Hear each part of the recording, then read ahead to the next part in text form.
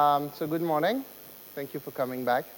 I was joking yesterday that there's always some computation of hazard rates going on before the overnight. We're it's a bit like the banking sector. You always worry about overnight hazard rates, and it's the same when you're giving multi-day lectures.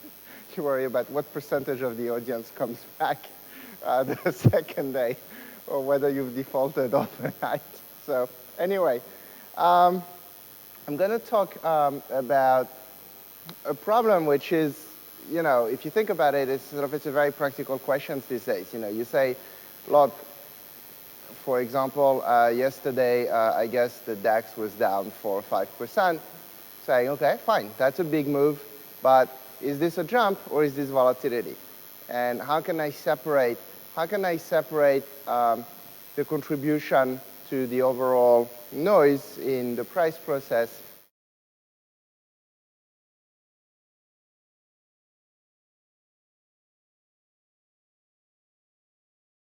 So the question is, how can I separate the contribution from the volatility from the contribution from the jumps? And is it possible to separate these things? And from a statistical perspective, what sort of sense can you make of those data where obviously you're only seeing the sum of those two components? There's a diffusive component, there's a jump component. And the question you're asking is, how do I sort of separate? How do I separate these things?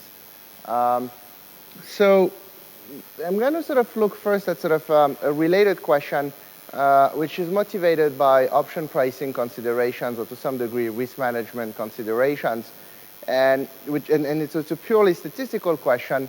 The question there is, suppose I'm interested in estimating a volatility parameter in a model, and there are jumps. And I'm going to think of the jumps as really a nuisance in this. So let's think first of jumps as being rare and infrequent events. So the type that yesterday I described as being compound Poisson, okay, which would have finite activity. So there's a Levy measure that integrates to a finite quantity. And you're asking the question of, basically, if I'm interested in estimating a volatility parameter, how does the presence of the jumps affect my ability to do so? You might wonder, why am I interested in doing that? Well, for example, I may have a risk management process that says that we're hedging, for example, we're using derivatives to hedge jump risk. Okay, so the question I'm going to be asking is, how does the presence of the jumps impact our ability to estimate this volatility parameter? And I was telling you, for example, you may have a risk management process that says that you're doing risk management for you're doing risk management for the volatility parameter using normal processes, using normal techniques that are designed for standard distributions, for example, value at risk or conditional value at risk or any sort of other type of risk measure, and then you're hedging the jump separately by, for example, purchasing put options that are sufficiently out of the money, so that you're hedging the jump risk. So basically, you have that situation where you're interested in separating those two things. And what I'm going to start by doing is showing you some intuition that suggests that it might in fact be quite difficult to separate those two things. And there are many situations where recognizing a jump is actually not that easy. And that certainly you might think that this would impact your ability to estimate that volatility parameter. And then I'll describe the fact that, in fact, surprisingly, using any number of methods, but maximum likelihood among one being one of them, you might actually be able to perfectly disentangle the two. So perfectly separate what is jump from what is volatility. And I'm going to sort of show you that first in the context of the compound Poisson process, which in finance is a model that's been used by Merton to describe asset prices, and is often called the jump diffusion because it's a jump versus diffusion. Now, as I discussed yesterday, Poisson jumps share those two characteristics of being both infrequent and large. I told you they're of order 1 in probability when they happen, and then they are also infrequent. So you might say, okay, well, are you able to distinguish them simply because they are large, so that you can distinguish things that are very, very large relative to the increment of a Brownian motion? And the question is, what happens then if you take not a compound Poisson process, but another type of jump process that would have much more frequent jumps that may also be smaller? So are you able to distinguish those types of jumps? And remember yesterday I said that the Poisson process is the only one with a finite number of jumps in a finite time interval. So, but what if you have a jump with infinite activity, if you have a jump with lots and lots of small jumps? With an infinite number of small jumps in any finite time interval, what would actually happen in that case? So intuitively, those small jumps ought to be harder to distinguish from Brownian noise, which is also made up of many small moves. Now, what you're going to see is that perhaps more surprisingly, maximum likelihood can actually separate these things, can actually separate these things together as well. So it's sort of interesting that you can actually really tell these two things apart, what is volatility and what is actually jumps in this situation. Now, remember also from yesterday afternoon that every Levy process can be uniquely expressed as the sum of three independent canonical processes. A continuous one, Brownian motion, and yesterday I had four because I separated the Brownian motion and the drift, but it's with drift, so just lump it together. Then the big jumps, you remember yesterday this was a compound Poisson process, and I cut off the jumps at size 1 yesterday. And then a small jumps component, which was the limit as epsilon went to 0 of a sequence of compensated Poisson processes that we jumped between epsilon and 1, and the limit was as epsilon went to 0. And you can uniquely, this is often known as the Otto-Levy decomposition, you can uniquely decompose those processes in this way. So effectively what I'm going to be looking at is distinguishing 1 from 2 and then distinguishing 1 from 3. So distinguishing effectively the continuous component from the big jumps component and then distinguishing the continuous component from the small jumps component. Okay. Can you hear me in the back now? I'm feeling it's working better now, right? Is it? I think it's okay. It's okay. It's okay. Yeah. Maybe we put this. Maybe we leave this as backup. All right. We keep this one here. Okay. So basically, it's distinguishing the Brownian component from the big jumps component, and then distinguishing the Brownian component from the small jumps component. And later on, I'm going to show how this actually generalizes to all Levy pure jump processes, and how to formalize that. So first, I'll look at maximum likelihood, and then secondly, I'm going to look at GMM, at the method of moments. And when I'm looking at the method of moments, the question I'm going to be interested in is, well, what are good moments to use if you want to distinguish these things? So, you know, when you do the likelihood, you can think of sort of the likelihood. The likelihood, of course, of the method of moments is linear. It just happens to use the score vector. It just happens to use the score vector as your moments. And that's kind of, you can think of that as sort of an automatic moment selector, if you want. Now, when you're doing GMM or, you know, any inference based on a vector of moment conditions, then you end up choosing those moments. And what I'm going to be interested in is what are sort of the right moments that help you separate these things. And they'll be actually surprising, and they will provide some insights that will come back to use this afternoon when I think about sort of estimating some of the components of jump processes. So in particular, you'll see that absolute moments of non-integer orders will turn out to play an important role in helping recover the efficiency of maximum likelihood. So they can't do as well as maximum likelihood. That's understandable because of the Cramer-Rao lower bound, but you can still recover and at least get the same rate, for instance. And you'll see that those absolute moments actually do better than moments such as the variance and kurtosis, for instance. Okay. Now, why should one care about that problem in the first place? As I said, in option pricing, the two types of noise have different hedging requirements and possibility. In portfolio allocation, the way you're going to compute an optimal portfolio with jumps or without jumps is going to be quite different. And in risk management, of course, you wouldn't want to sort of use Gaussian-based tools to assess tail probabilities, for example, or Brownian-based tools to assess tail probabilities if there are jumps, because obviously they would look quite different in that situation. Okay, so let me start with the simplest model, which would be a compound Poisson process. So what you have is X is a log price. You've got a drift, you've got a volatility, and then you've got a Poisson process. In the case of the Merton model, and I'm really using that as an example. In the case of a Merton model, so that's a jump diffusion. In the case of a Merton model, JT is normally distributed. Remember yesterday I told you a compound Poisson process is you go from time 0 to t, you get nt jumps, which is random, that's a Poisson process. And then every time you get a jump, what you're doing is you're effectively drawing a random variable from the distribution of J. And J here is going to be normally distributed with mean beta and variance eta. So obviously the density is going to exhibit skewness if beta is non-zero. That's just beta being non-zero is going to generate skewness in the distribution. And with eta is going to generate excess kurtosis in that distribution. Now, so that's a simple model. Again, when people in finance think about jumps, that is probably the model they have in mind. Okay, the first model that comes to mind would be something like this. It's a very natural generalization of the geometric Brownian motion. You know, it's kind of the first natural thing one would have in mind.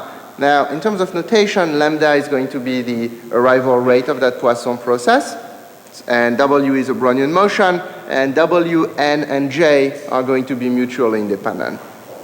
Okay? So it's a very simple model, and it's a model that certainly makes a lot of sense. Now, I'm going to give you some intuition that suggests that even in that simple model, it might actually be quite difficult to estimate sigma as well as the parameters of the jump process, that is lambda, beta, and eta. And I'm going to ignore beta for now. So I'm just going to think of lambda and eta. Beta is just an asymmetry parameter. So between lambda and eta and sigma, but this might be difficult. Now, so here I'm going to sort of give you different types of intuition for why one might expect that to be difficult. The first type of intuition comes from what I call isonoise curves. Now, imagine that you're doing nonlinearity squares. Okay? If you're doing nonlinearity squares, you have a criterion function that you are maximizing or minimizing with respect to a parameter vector. You know that whenever you're using something like an n estimator, which is what that is, whenever you're using an n estimator, you know that the asymptotic variance of the estimator ends up being proportional to the inverse of the gradient of the criterion function with respect to the parameter vector. So in other words, if the criterion function depends a lot on the parameter vector, i.e. if a small change in the parameter vector changes the criterion function a lot, then that gradient is big, then that inverse is small, and you get very precise identification, so you get a small asymptotic variance to your estimator. If on the other hand, you get an almost flat criterion function with regard to the parameters, so you change the parameters a lot, the criterion function doesn't change very much, well, you know you're not going to be able to identify those parameters very well. You're going to end up with a small gradient, a big inverse of the gradient, and consequently a large asymptotic variance. Now, here I'm going to give you an extreme example where your criterion function is actually, let's suppose you're using variance and kurtosis as the moment you are going to be looking at. And what I'm going to show you is that it's quite easy to create curves of combination of those three parameters, values that give rise to the same variance and kurtosis. So in other words, think about just the variance alone. In this model, there are two contributions to the variance. So the contribution from the Brownian motion and the contribution from the jump process. Clearly, I can put a little bit more Brownian volatility, a little bit less jump volatility, either by reducing the arrival rate of the Poisson process or by reducing the variance of the jump size when the jump occurs in such a way as to keep the overall variance constant. And I can do the same thing for higher order moments. So if you look at those curves, and if I move along those curves that have the same combination, if you move along those curves that have the same combination of variance and kurtosis, you end up in a situation where as long as the parameters move along those curves, basically you are not changing the variance and the kurtosis of the process. And the net consequence of that is that any criterion function that's based on the variance and the kurtosis is really not going to help you out, because it won't be able to distinguish between those different combinations of the parameters. So you might say, okay, of course, being straight on the combination of those, on the intersection of two of those curves, that's a set of measure 0, so it's very unlikely that I'll be there. Yes, but you can still get the notion that this surface is likely to be very flat, even though you may not be on exactly the right combination. So that's the first intuition that says, well, we probably are not going to identify things very precisely. The second intuition comes, all you have to do is say, look, I've looked at the data from the last few days in the stock market, the last 2 weeks, in all the stock markets, and one day the market is up 7%, the next day it's down 8, the next day it's down 5, then up 6, then down 10, etc. So you might say, okay, well, perhaps what I can do is I can try to use really large increments of the process. I mean, those are big increments on a daily basis, obviously. And I can use large increments of the process to try to infer and say something about the probability of jumps. Now, in this model, you can actually do that calculation quite easily because everything is explicit in this model. So you might say, okay, given that I observe a change in the log return of a given magnitude z or larger, what is the probability that at least one jump was involved?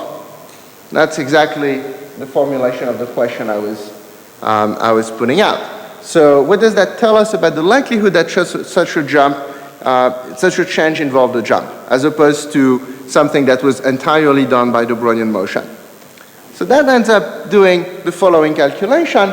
You ask yourself, okay, what's the probability that there was a jump? This should be n, not b. I'm not sure why I used b here, but it should be n. So that's, what's the probability that the Poisson process had a value of 1 in an increment of time delta, given that I saw that the return z in the same increment of time was greater than or equal to z. Okay? So you ask yourself the question of, given that I saw that the increment was at least z of in magnitude, so given that I saw that the price jumped by at least 6%, what's the probability that the Poisson process jumped by 1?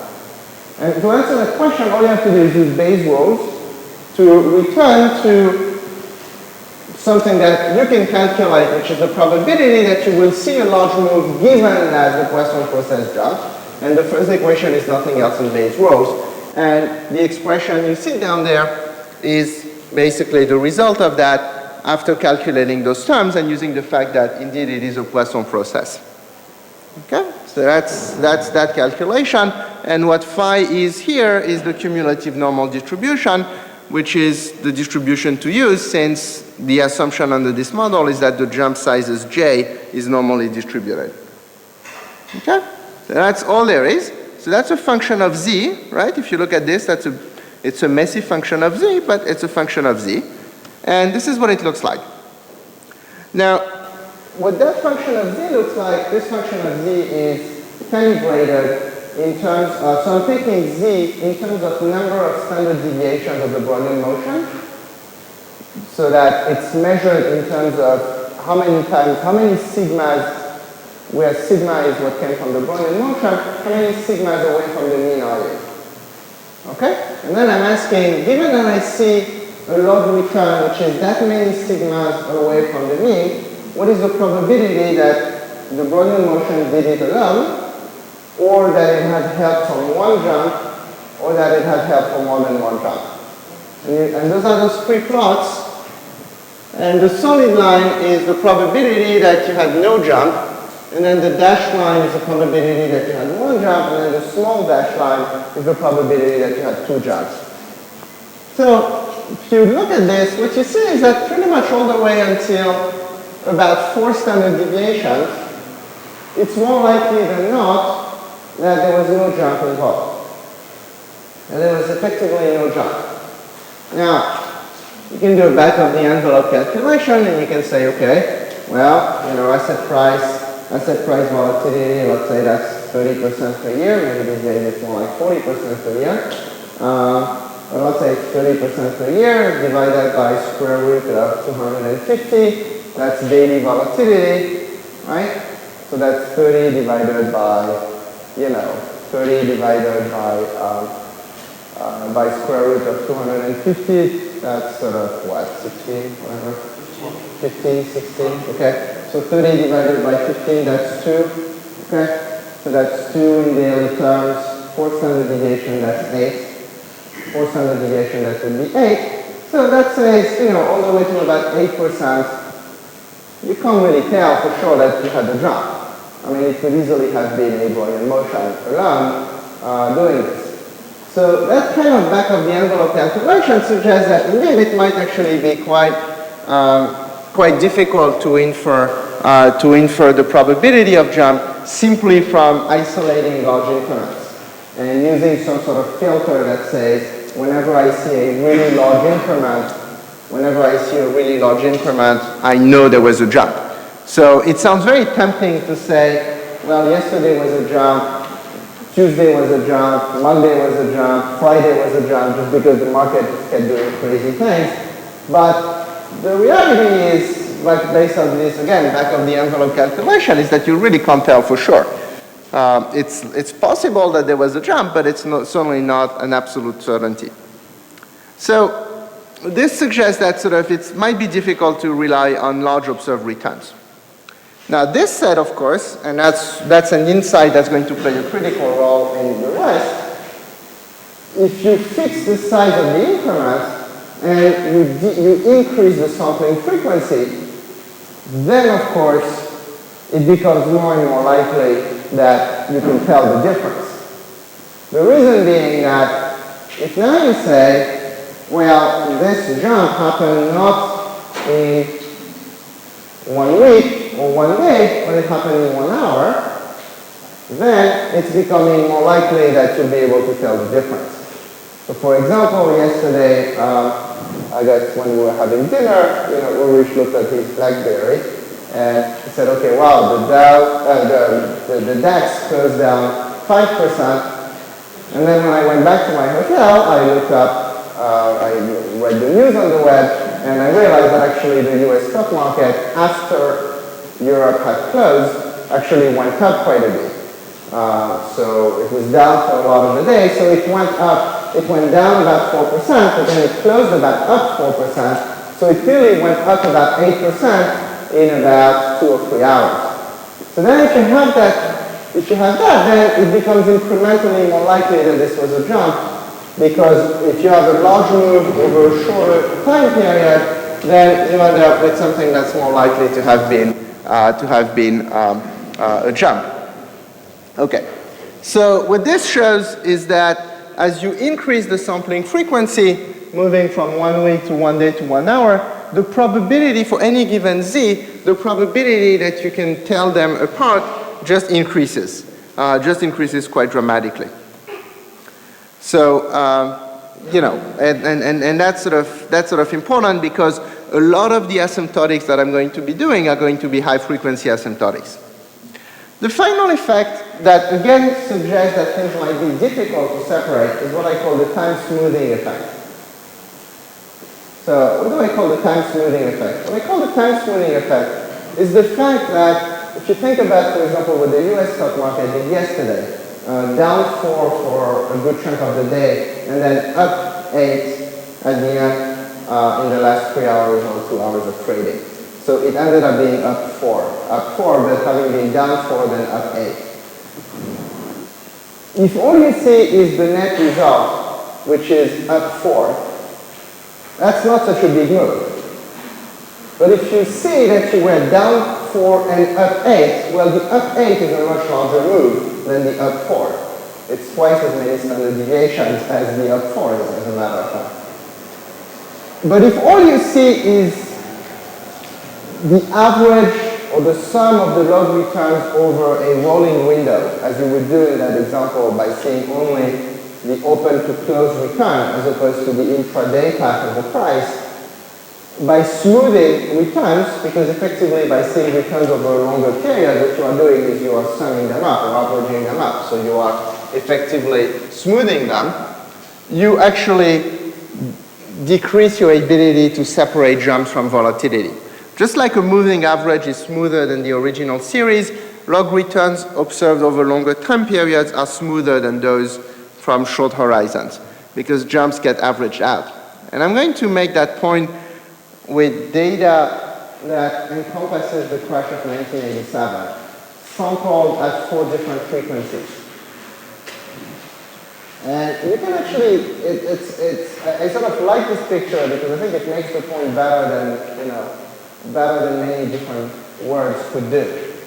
What you see in the upper left corner is the crash of 1987 with our log returns at the daily frequency. So clearly there's one day there that was problematic, right? You can sort of see it. It's problematic. At the monthly frequency, it's quite problematic as well. You can still see it. Okay? There's 1 month. I mean, it's not as obvious, but you can still see it. At the quarterly frequency, okay, there's 1 large increment there. That's the 4th quarter of 1987. It's 1 large increment, and it's there. At the annual frequency, there's nothing. So at the annual frequency, there was no crash in 1987 because the market went up a lot during the first half of the year, then it dropped sharply in October, and then it recovered in November and December. So in other words, if you smooth returns over longer periods, you end up, if you smooth returns over a longer period, you end up with something that is quite hard to separate between separating jumps and volatility. Certainly, if all you had at your disposal was the picture in the lower right corner, the annual frequency picture, you don't see anything. I mean, there's no evidence of jump. There certainly is no evidence of jump in there. All this to say that our best hope of separating things is going to lie in high-frequency data. And that's why I'm going to be using effectively high-frequency data. Now,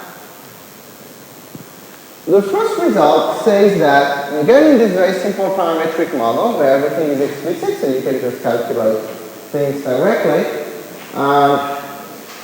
the first result says that effectively in the presence of jumps, at the first order in delta, there are correction terms afterwards, but at the first order in delta, the asymptotic variance of the estimator of sigma squared, if you use high frequency data, is actually identical with jumps to what it was without jumps. Without jumps, if you take out the jumps from the model I wrote, you have a geometric Brownian motion for the price, so you have an arithmetic Brownian motion for the log returns.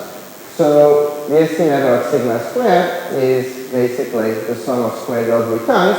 And you remember from yesterday that the asymptotic variance of that is 2 sigma fourth delta. Again, it's a Gaussian model, so you want variance of variance that's 2 sigma fourth and 2 sigma fourth delta. So it's a variance that gets smaller and smaller as delta goes to 0. What is key here is that the leading term in the expansion of the asymptotic variance in the presence of jumps, the leading term in the expansion in delta, for high frequency leading, so when delta goes to 0, for delta near 0, the leading term is the same as what you had before jumps. Which basically means that you have this, in that limit, you have the same asymptotic distribution as if no jumps were present. In other words, the likelihood just completely separates those two those two components, and you can do, if you treat the jumps as a nuisance, you can do as if the jumps had no impact whatsoever. So they are basically absolutely the same. Now, you have to realize that there's really no cost, and when I say no cost, I really mean no cost, because the variance to sigma 4 here is sigma squared squared, obviously, but it's sigma squared squared. It's not total variance squared. Because in this model, total variance would be sigma squared plus lambda times beta squared plus eta. That's the total variance of the increments. So the total variance of the increments is the total variance that comes from adding up the volatility from the Brownian side and the volatility from the Poisson side. But in this case, that's not what happens. It's actually literally only 2 sigma 4 delta, so only the variance that comes from the Brownian side that plays a role. Now, clearly, if you had 2 Brownian motions, you wouldn't be able to do that. Even if you had 2 Brownian motions and you knew the variance of one of them. So you have sigma dW, and then you have another Brownian motion S dB. You know the variance of the second one, let's say it's a nuisance parameter. So in the context of the model yesterday, suppose that the second Brownian motion represents, for example, market microfraction noise. And you're interested in estimating sigma, but there is a second Brownian motion, which is the noise.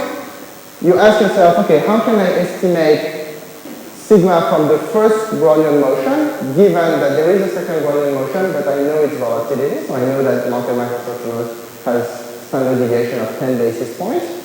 Given that, how can I separate the two? And the answer is, well, you can, but with a total variance which is not 2 sigma 4 delta, but a total variance which is 2 sigma squared plus s squared to the power 2 delta. So total variance squared delta, so it's a bigger variance. It's a bigger variance than what you'll be able to get in that case. So this tells you that jumps and having jumps as a nuisance or having another Brownian motion as a nuisance is not the same thing.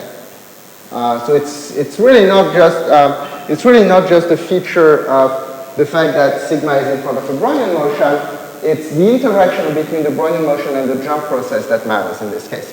Okay, what that says is that 2 sigma 4 delta, that's the lower bound. From Cramer-Rao, that's the lowest possible asymptotic variance you're going to get from a consistent estimator of sigma.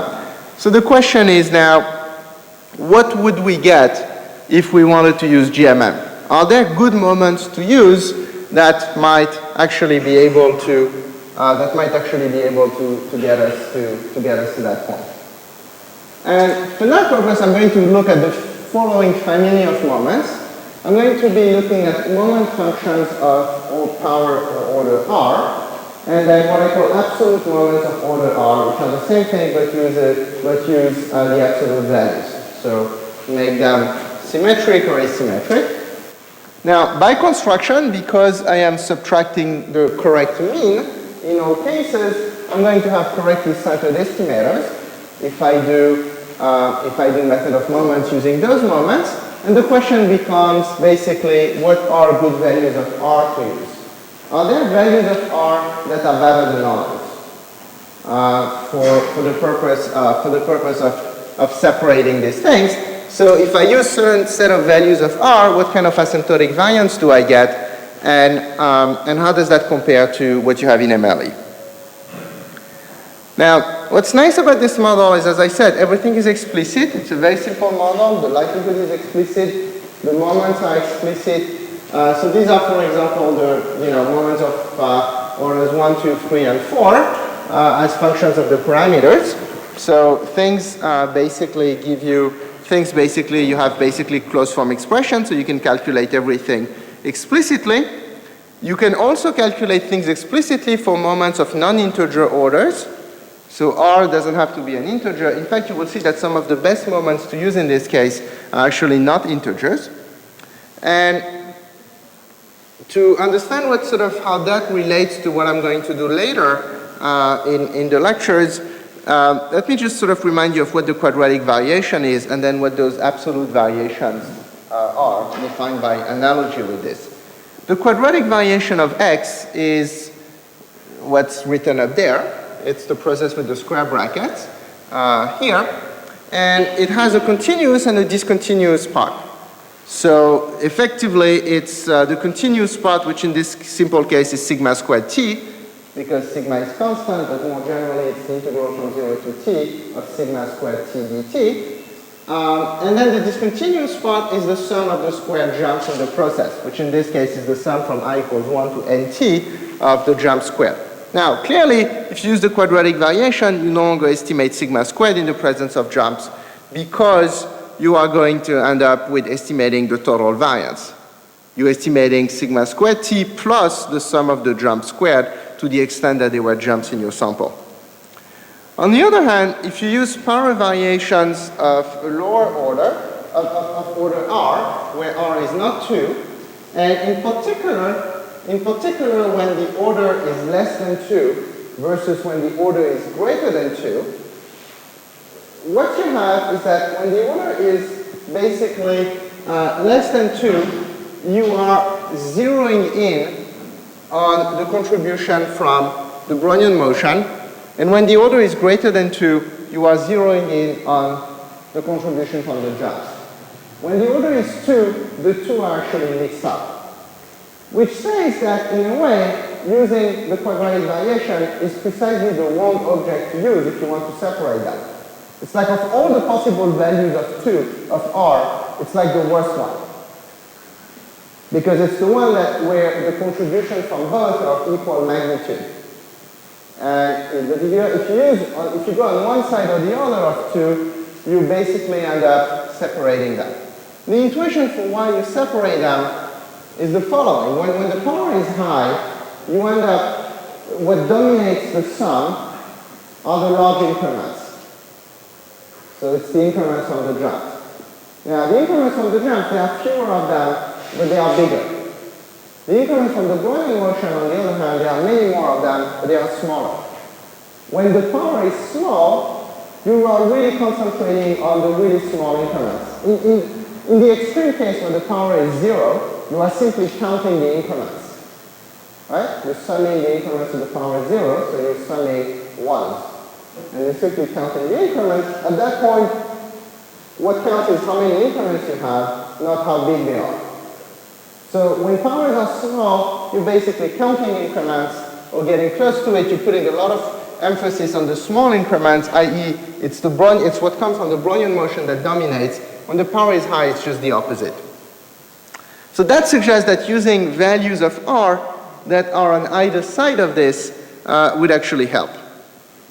Now, again, as I said, in this model, things are actually completely explicit to the extent that you can call those functions explicit. But anyway, there are examples of special functions, so you can calculate them for any value r. And then so you can do GMM, and you can still calculate. When delta is small, you can still do Taylor expansions to figure out what the asymptotic variance of your estimator is.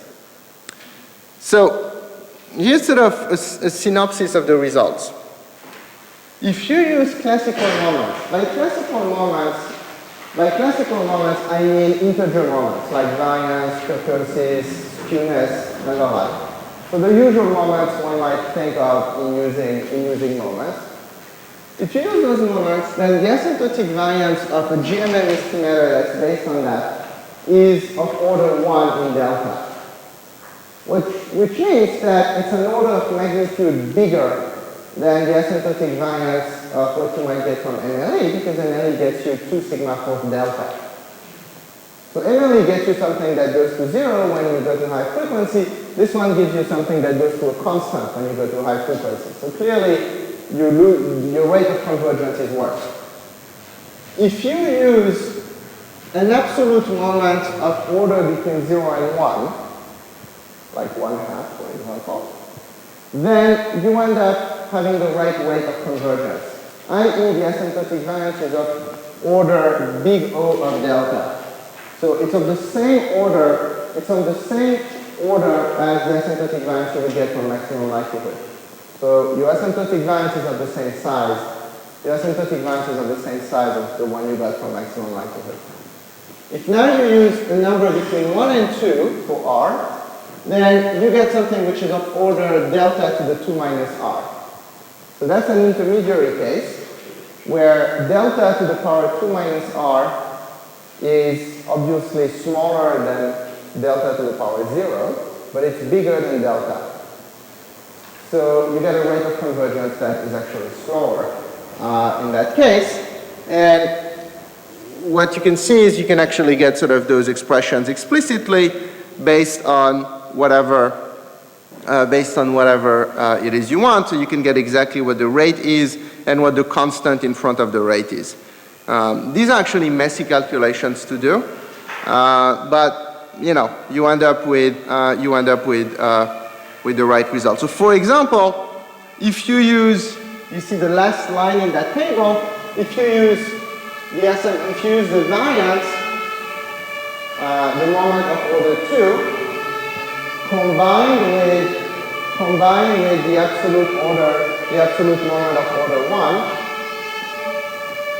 if you use those two together, the variance and the absolute moment of order 1 together, then you get an asymptotic variance which is 2 delta sigma squared times that quantity there.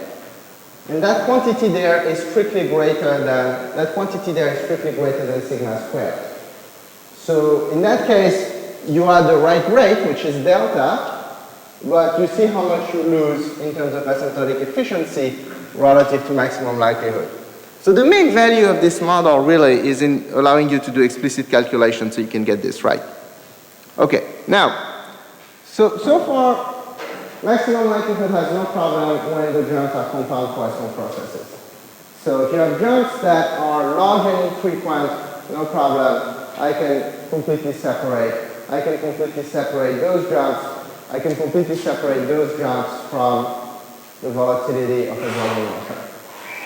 The problem occurs, or potentially you might think, the problem occurs if now I have a jump process that has infinite activity.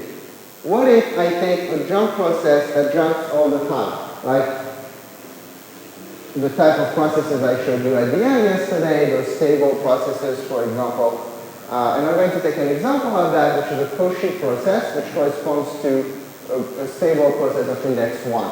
So it's right in the middle between 0 and 2, which are the possible indices of stable processes, the range of possible indices. So I'm going to take one of index 1, and that process now jumps a lot and has lots and lots of small jumps. So you might say intuitively that ought to make it harder for maximum likelihood to separate sigma from the parameters of that Cauchy process. And this is the Levy-Khinchin formula. So that's just a repeat from yesterday. I showed you yesterday where you got that, where you got those terms from. And the issue now is how do I separate? So nu dz here is basically the Levy measure that tells you how many jumps you're going to get per unit of time. Remember that from yesterday.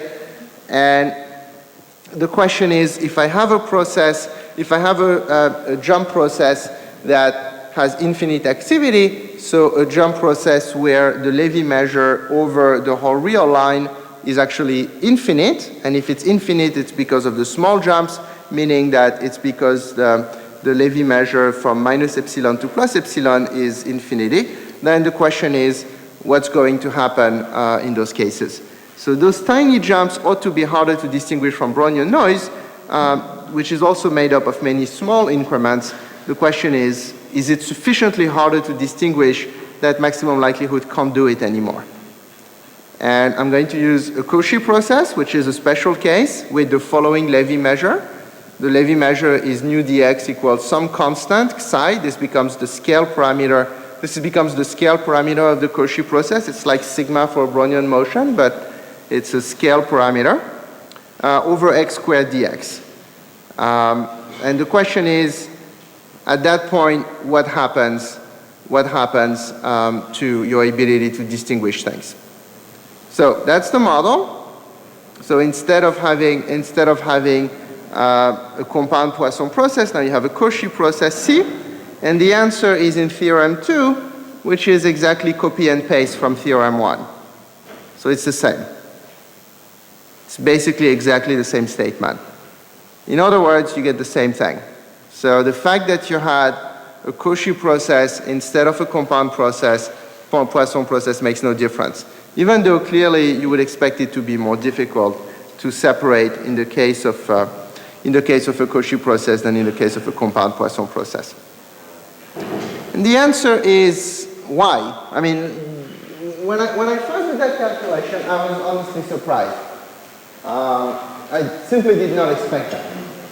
My original intuition before I did the calculation was it should matter. I mean, it's something that you should see, it should be harder. My original intuition was somehow it should be harder to distinguish, to separate what comes from a Cauchy process from what comes from a Brownian motion than to separate what comes from a Brownian motion to what comes from a compound Poisson process. So I was really surprised. I was really surprised by this.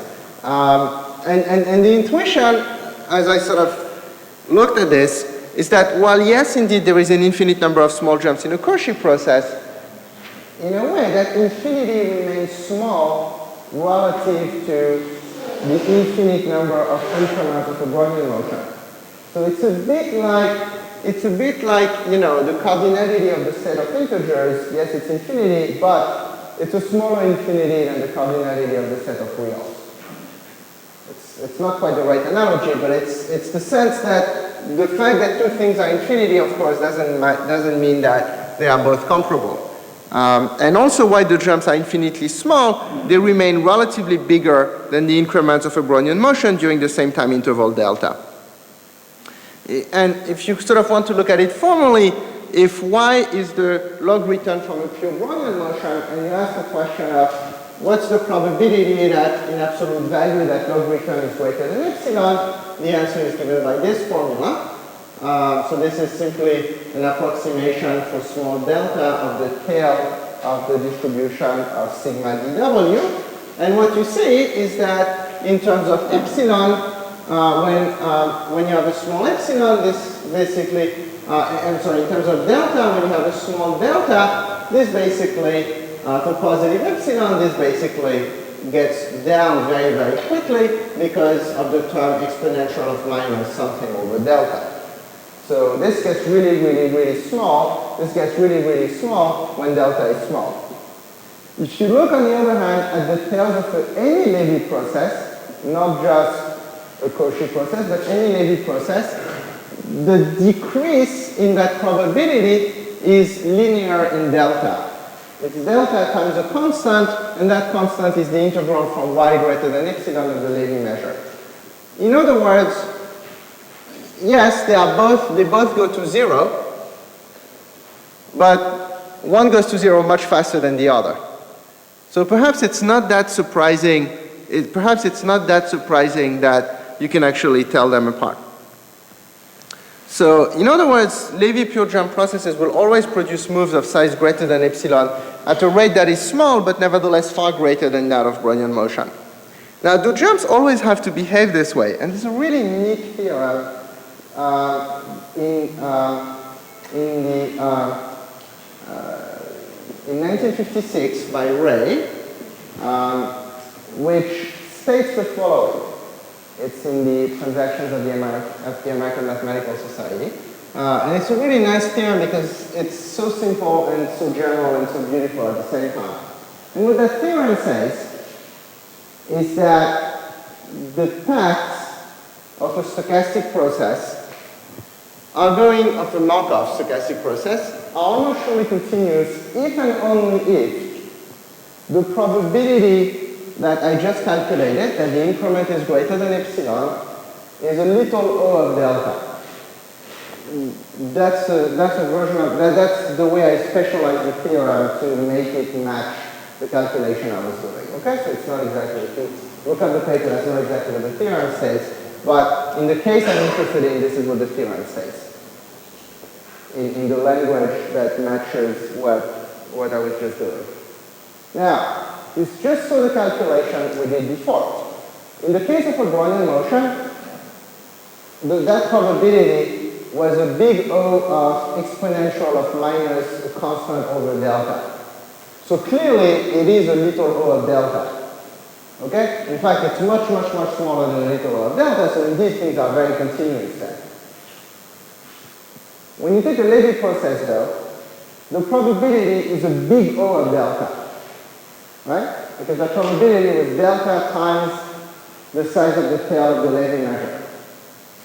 So it's a big O of delta. So of course it's not continuous, otherwise we would have had some sort of serious inconsistency in the theory. If the theorem said that it was almost surely continuous, but we thought those Levy processes were pure jump. So clearly it is, but what you see is that it is right at the limit. And it's discontinuous while being as close to being continuous as we possibly could in terms of rate of those probabilities. Because, you know, distinguishing a big O of delta from a little O of delta is not that easy. So, in effect, what you end up with is something where, with those Levy processes, you're right at the limit where things, while being discontinuous, are almost continuous. Okay, now, here's a generalization of that set of results that basically says, okay, so how general is this? And what can I say about all Levy processes which can be distinguished, which could be potentially distinguished from Brownian nodes? And the answer to that is, look, if I take a spectrum of Levy processes from a compound Poisson process which has finite activity of jumps, which intuitively is kind of as far as you can get from Brownian nodes, right? The paths of a compound Poisson process, they look like this, boom, boom, boom, boom, boom, boom. They are stepwise constant. If you simulate a Brownian motion, you look at something that looks like this. Visually very different things. Okay? They look quite different. Now, there's a continuum though, even if you look only at stable processes, when from the finite activity case, which is compound Poisson process, all the way to an index of stable processes that converges to 2. As you converge to 2, if you take a Levy measure that is dx over x to the power 1 plus beta, right? Then beta here is the index of that stable process. When beta is 1, you get the Cauchy process I just talked about, where the Levy measure was dx over x squared, right? Now, as beta goes to 2, beta has to be less than 2. As beta goes to 2, you get closer and closer to a Brownian motion. And in fact, you can find convergence of that process to a Brownian motion in many different topologies. Okay? So you pick your topology, it's likely that you'll get convergence. It's likely that you'll get convergence there. So you want uniform convergence, you get it. You want L2, you get it. You can do pretty much anything you want there. So what you have is a situation where it's possible to make a pure jump process mimic a Brownian motion as closely as you want. Now, I know I can distinguish in the case of a compound Poisson process, and I know I cannot distinguish in the case of having two Brownian motions. I showed you that example earlier. I told you if you have a Brownian motion with volatility sigma, and you have another Brownian motion with volatility s, and you mix them up together, then the asymptotic variance of the estimator of sigma is going to be 2, not sigma fourth delta, but 2 sigma squared plus s squared to the power 2. Now, then the natural question to ask is, where does the result break down? I know it works there, I know it stops working there, and I know I can converge from here to there as closely as I want to this. So the question is, where in between does it break? In other words, how close does the pure jump process have to be to a Brownian motion before it starts impacting my ability to separate the two?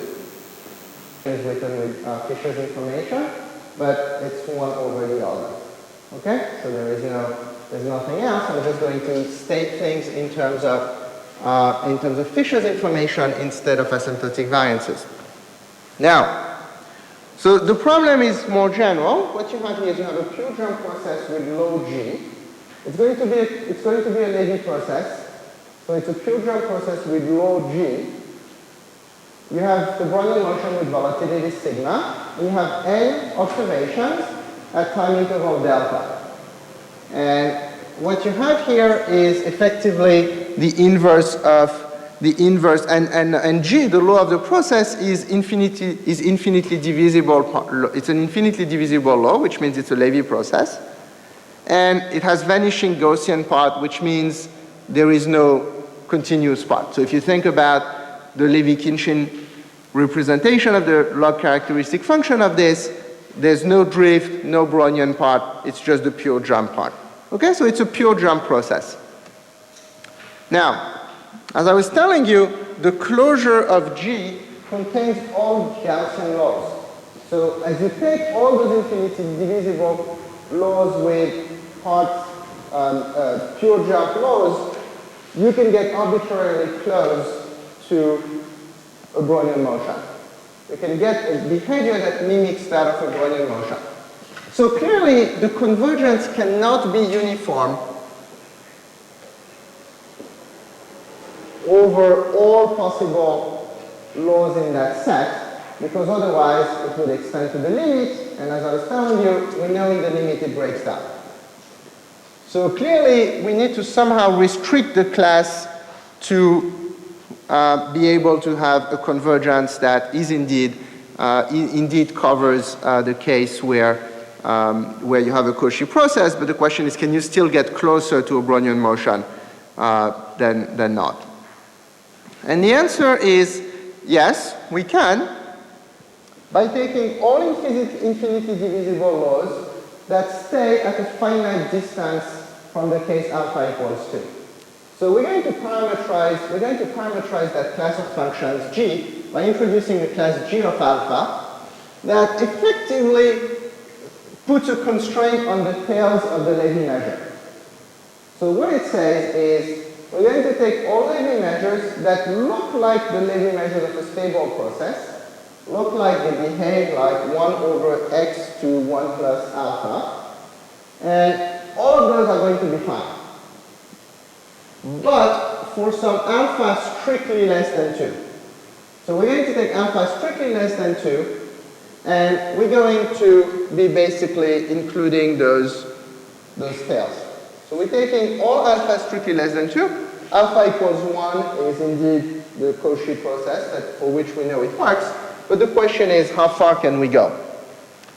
And the answer is the following. If you take any alpha that is strictly less than 2, that's the first part of the theorem. If you restrict the pure jump process to be into any class G of alpha with alpha strictly less than 2, then the result holds. So in other words, you can take a class of all processes with an index alpha all the way to 1.99 if you want. And you will be able to uniformly, over that class, estimate sigma as if there were no jump processes for any jump process in that class. And for that matter, any 2, you could add 2, 3, 4, it doesn't really matter. Any finite, you can just add as many of those nuisance parameters as you want. So in other words, you can take any pure jump process that can come very close to a Brownian motion, but stops before it gets too close. It needs to stay in that class with an alpha which is strictly less than 2. Now, So that's the first result. The first result says the convergence is uniform.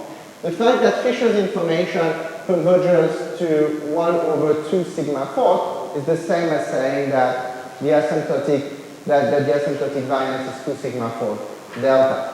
Now, this is Fisher's information standardized for one observation, so which is why you don't have the factor delta, but that's it. Okay, so that you get a finite limit as opposed to, so it's like you've divided everything by delta.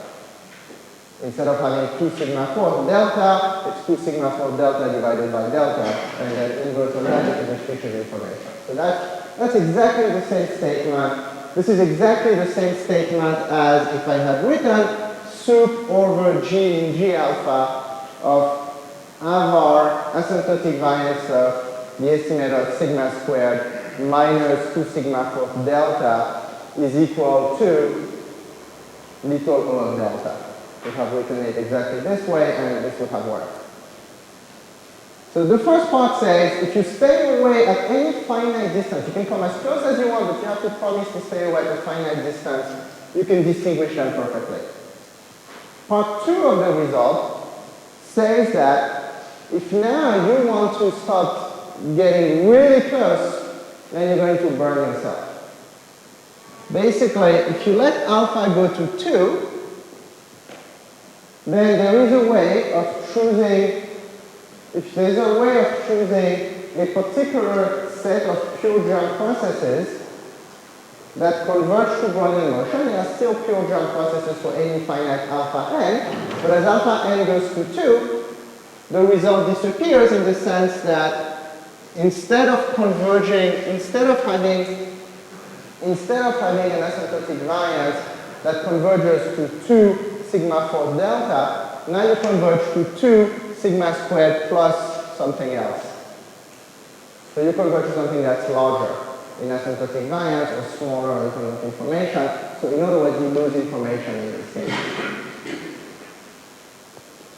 So that says effectively that the class G of alpha for alpha strictly less than 2 is pretty much the largest one. It's pretty much the largest one you can have if you want to have that type of convergence.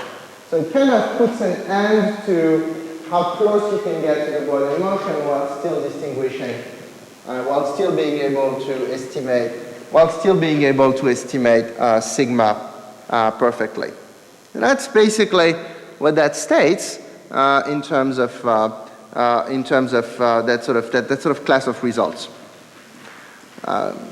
Now, you know, if you let alpha go to 2 at the same time as delta goes to 0, then it is no longer possible to perfectly distinguish the Brownian and germ components, and it is to be expected since the pure germ component converges to Brownian motion.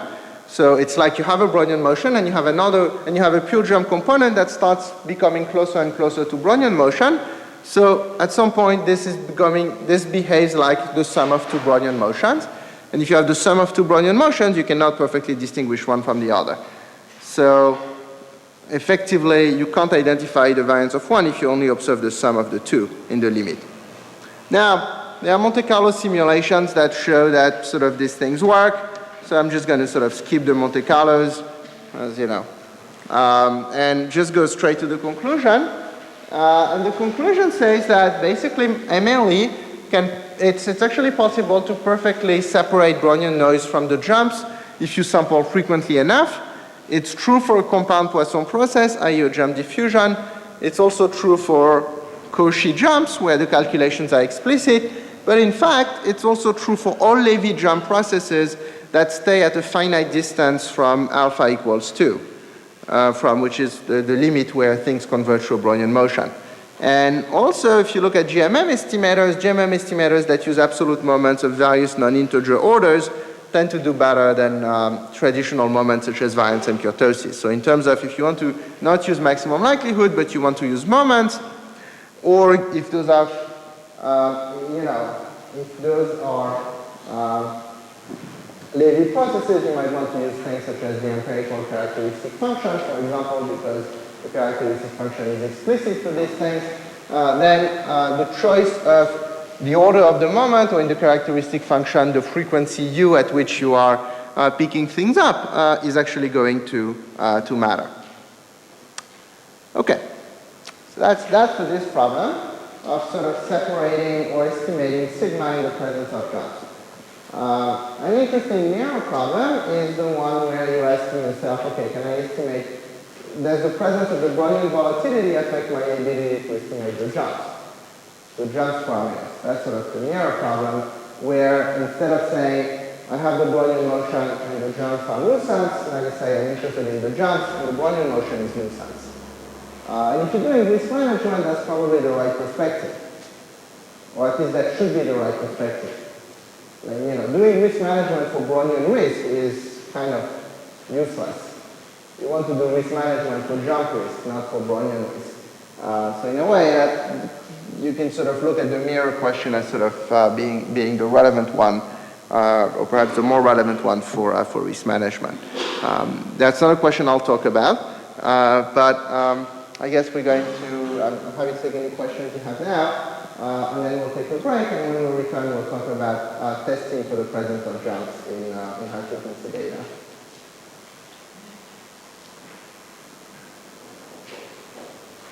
So I don't know if there are any questions. If you perhaps want to use, okay, and then just pass it on behind you when you're done. I actually have two questions. The first one, well, is concerned to the fact that there are some papers out there which use the quadratic variation and then to somehow set up a non-parametric estimator and to extract the jumps from the quadratic variation. But you mentioned earlier in your talk that picking up in the quadratic variation and as the exponent 2 is a very bad thing to do. So how does that square with those papers that use quadratic variation to distinguish what jumps? I'm saying is if you want to split things up, the choice of 2 is a bad choice because it's the one power, it's the one value of R where things are mixed up. Now you might say, okay, they're mixed up, so I'm going to be interested in splitting them up. And of course, I recognize that the quadratic variation plays a special role for semi-martingales. But if you want to know whether there's one or the other, or which one, you know, using powers on either side of R will automatically split things for you. So without having to use any sort of splitting device that uses adjacent returns or using anything of this kind for that purpose. And my second question is on maybe another step forward would be to somehow introduce some time in homogeneity in the, for example, in the diffusion component or in the jump component. If you think of that, the fact that markets enter into special phases that are more volatile or there are more bad news that cluster, and you know, getting this clustering effect would be somehow. Sure. You know, I think that the papers that I described this morning do not come anywhere close to pretending that they are realistic models for asset prices. They are more of the kind of proof of concept type that in a model where you have parameters that are well identified or well defined, you can actually estimate things. You know, I don't think you would want to use Merton's jump diffusion model as a model with constant volatility for those purposes. But within the context of those models, you can actually make statements about what can be estimated and what cannot be estimated that perhaps can carry over to more realistic models. And I fully agree that if you want a more realistic model, then things need to start moving in time, things need to be state dependent, things need to, as you suggested, perhaps switch from one regime to the next, you know, a variety of things.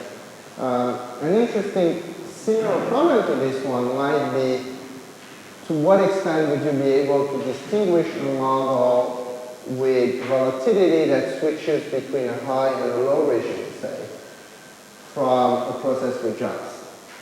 Now, mathematically, jumps in volatility do not within regularity, subject to regularity conditions, jumps in volatility do not translate into jump in asset prices. So the path of the asset price remains continuous even if the volatility jumps. Whether statistically that is something that carries over is a different question on the basis of discrete data. It's possible that all that we've seen in the last few days are not jumps, but are simply, as the options market suggests, an implied volatility that has gone from 30% per year to 70% per year, which is where the VIX and I'm sure similar numbers in Germany would be right now. So you might say, okay, fine, if volatility is now 70% per year, then those 4 or 5% daily moves don't look that abnormal anymore. I mean, they look like 1 or 2 or 3 standard deviations moves. So they're big, but they're not the kind of things that scream jumps to you. So I agree that this would be an interesting question. And what I suspect would happen, if you want me to speculate, what I suspect would happen is that if you have say, a 2x2 Markov chain that generates the regime switching volatility, then as long as the parameters are finite and stay fixed, you can probably perfectly distinguish things from a Brownian motion. But there is a way to let the parameters converge in such a way, exactly as in this example that I just went through, that will make this process approximate the second Brownian motion as closely as you want, and then things will break down. This is what I would suspect will happen in that situation. But you mentioned in your papers that you were referring to that simple models, and where you have, this sum of two Levy processes, because it's technically too demanding to go further. Could you gauge somehow, the chances of extending those models, or is it simply out of reach to think of such regimes? I think it's doable. I think it's certainly doable. The more complex the model, the less likely you are to being able to do explicit calculations. So the explicit calculations I showed for GMM, for example, those are certainly very model specific. Because unless you have a very specific model, you can't even figure out what is the right way to center your moment conditions. I mean, if you don't have an explicit expression for the expected values of those moment functions, forget about figuring out what GMN does in that case. So I think as the model gets more realistic, the degree of explicitness you can hope to achieve goes down. That doesn't mean you can't say interesting things about those models, for sure. And I think I'll be the first one to recognize that the models I've been working with this morning are really not perfectly realistic and far from it.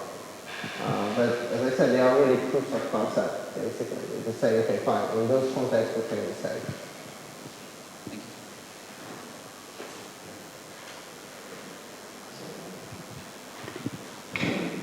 That's punishment for sitting in the back. Okay, my question is, did you consider the problem of separating jumps and Brownian path using not the time series data, but the option data, for example, or implied volatility data, something like this? It's a very good question. So there is a paper by Carr and Wu that I will mention when I'm talking about in a moment when I'm going to talk about testing for jumps, which looks at the behavior of short-term options and the way the volatility of short-term options behaves, and the way it behaves differently when you have a continuous model versus a pure jump model. And as time gets short, you can see mathematically that this behaves differently. So indeed, you can use option pricing and that behavior to see whether you have jumps or not on that basis.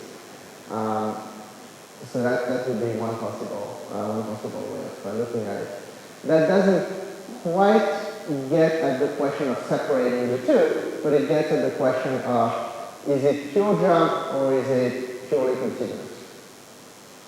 And I don't know whether it would be actually possible to think about that in the context of separating the two. That's obviously a more difficult question than saying whether it's one or the other. than to say they are both together and I'm trying to say whether I can separate them. And also related question, some people believe, and for example, Eberlein or maybe works of Carr also, about that in financial applications you maybe don't need the Brownian part, but you can also do well only with infinite activity jump processes. Right. What's your opinion on this? So the latest paper I've done in that series with Jean Jacob is a test of that hypothesis. So, you know, it's a very natural question to ask in light of the fact that you can come arbitrarily close to a pure jump, a continuous process by using, you can approximate Brownian motion by using a sequence of pure jump processes. So the natural question to ask is, you know, why do we need Brownian motion in the first place? And it's kind of one of those things where, you know, in the course of the development of the field, clearly, you know, the field started with Brownian motion because it's easier to analyze in financial mathematics, certainly. You know, mathematically, you know, not mathematically, but just easily get market completeness out of it and things of that sort. So you can do a lot of things. But as you said, there are lots of people who believe that as a model for asset prices, it's important to have processes with pure jumps. Now, it's important to have processes with jumps. And that I think most people would agree with that. The question is whether you can dispense altogether with the Brownian motion. And the evidence in the data is less clear on that. Would be sort of previewing the results of that analysis that we've done. But it's an interesting question for sure. Okay, thank you.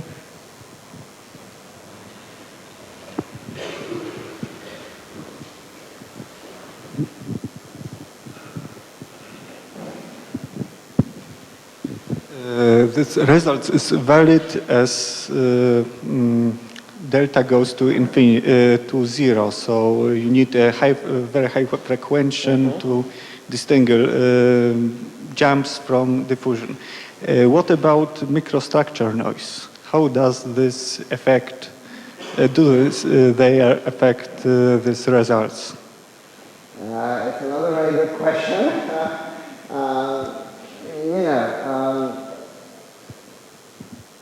My usual answer to those questions is that it's like, when you're a baby, right? You learn how to walk before you learn how to run.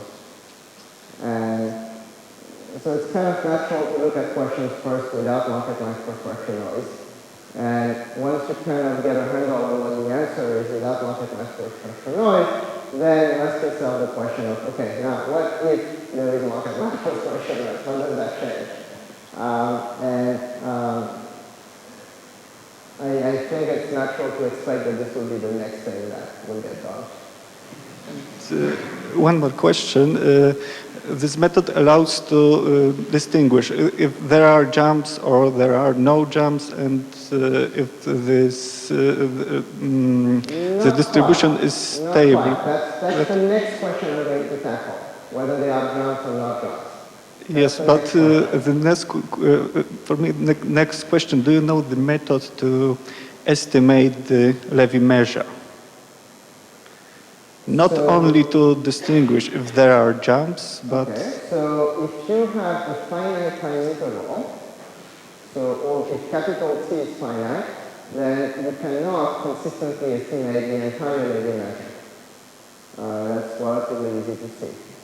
If you have an increasing time horizon, then you can, and there are papers out there that provide parametric or non-parametric estimates of the Levy measure, at least in the case of a pure jump process, so without a Brownian part.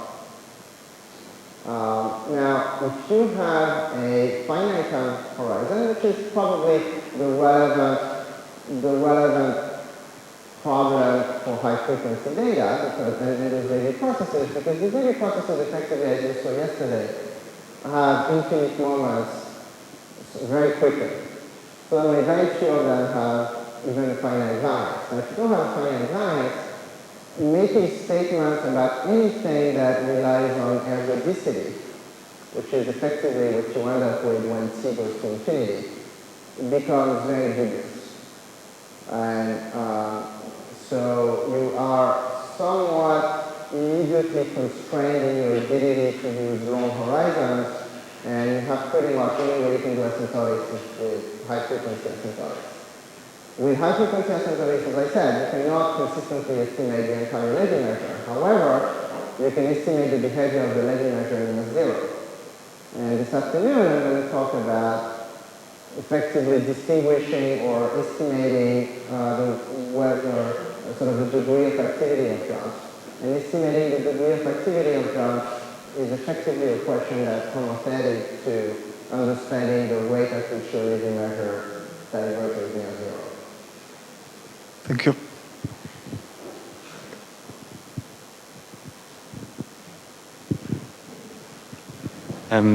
We were discussing that like a model with Brownian components and Poisson components is pretty simple, right?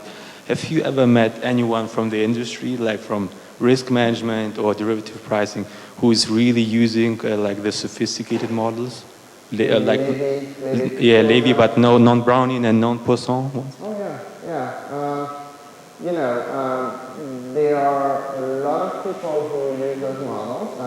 People like Peter Carr, Joran Wu, Dilip Madan, and Avery, as you mentioned. So there are so many people who use those models, and they are quite widely used in the industry as well. So, you know. Like, because you never know.